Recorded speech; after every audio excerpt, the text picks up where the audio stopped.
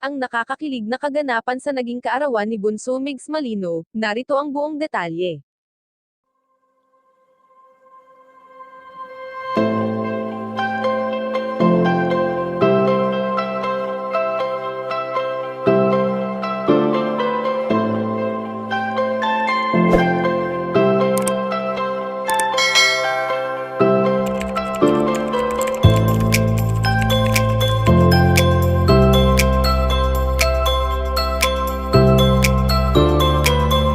Taon-taon nga ay dumadagdag ang edad ng bawat isa sa atin, kaya naman nararapat lamang na tayo ay magpasalamat sa Poong may kapal na siyang nagbigay ng buhay sa bawat isa.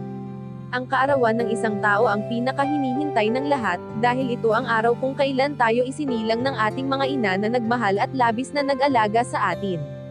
Kamakailan nga lang nang nagdiwang si Bunso Migs Malino ng kanyang kaarawan, at labis na saya ang kanyang naramdaman dahil kahit na maraming pagsubok ang dumarating sa kanyang buhay ay patuloy niya pa rin naman itong nalalampasan sa tulong na rin ng mga taong nasa paligid niya.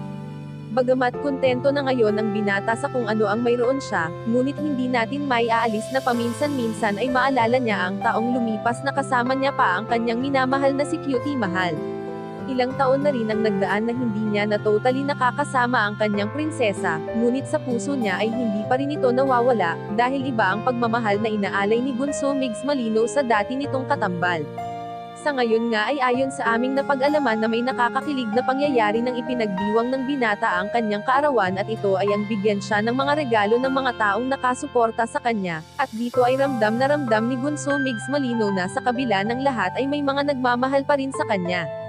Kayo mga kachika, anong masasabi nyo dito? Please leave the comment and don't forget to subscribe.